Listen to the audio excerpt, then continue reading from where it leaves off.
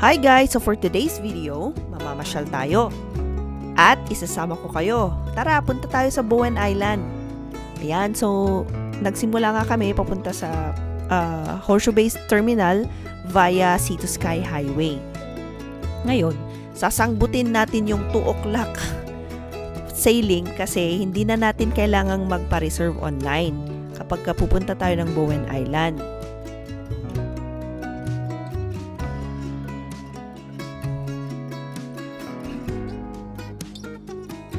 At ayan na nga, hindi na natin naabutan unfortunately kaya mag-aantay tayo ng half an hour. And after half an hour, ayan na, dumating na ulit yung ferry at magsimula na tayong aandar. So, etong ferry na nga lang napapunta sa Bowen Island, maliit lang siya. Kasi nga, sabi ko kanina, 20-minute ferry ride lang.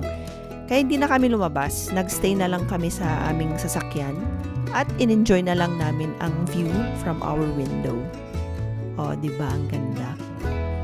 Yun nga lang medyo hazy kasi nga during that time na pumunta kami, may wildfire doon sa Boston Bar, BC. At ayan na nga no, nakarating na tayo sa Bowen Island. Ang hirap lang dito is yung parking. So, naganap po na kami ng parking and then kumain bago kami pumunta sa aming cabin. So, eto na yung daanan papunta sa aming cabin. Charan! Eto na yung cabin. Maliit lang siya. Napakasimple. Pero maganda yung loob. Yan lang yung pinapangarap kong bahay. Kasi madaling linisan. Char. And dito sa outside, meron din silang sauna area. And then, yung ice bath. Hindi na namin ginamit yan kasi overnight stay lang naman kami. So, yun. Tara! Pasukin natin ng loob. So, ganyan lang siya kasimple. Dining table, and then sa living room. Wildwood Cabin nga pala yung pangalan nung pinagstayan namin. And then, sabi ng anak ko, 10 out of 10 daw, kahit walang TV. Ayan naman yung kitchen area. Nakaka-remind ng buhay na sa probinsya kasi alam niyo yung mga yero na ginagawang dingding. Ganun kasi yung mga bahay sa amin. And then, ito naman yung labas.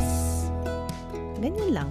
Ganyan ang kasimple. And then, upstairs is a 1 queen size bed. Yan. Alam nyo yung mga lumang bahay sa probinsya. Tas pagpasok mo, naaamoy mo yung mga lumang kahoy. Yun ang naamoy ko. And then, na-remind ako sa mga bahay sa mga probinsya.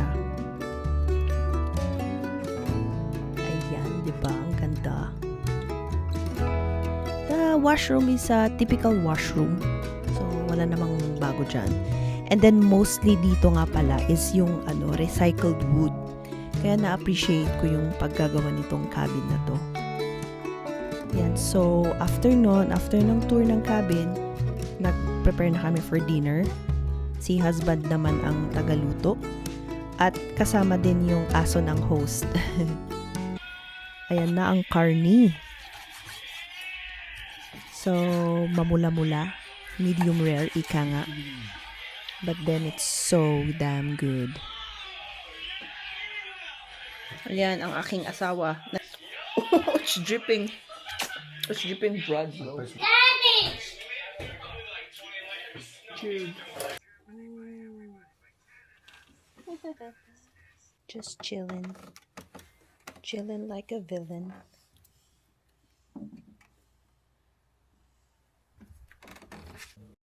Ayan, so that is it for today.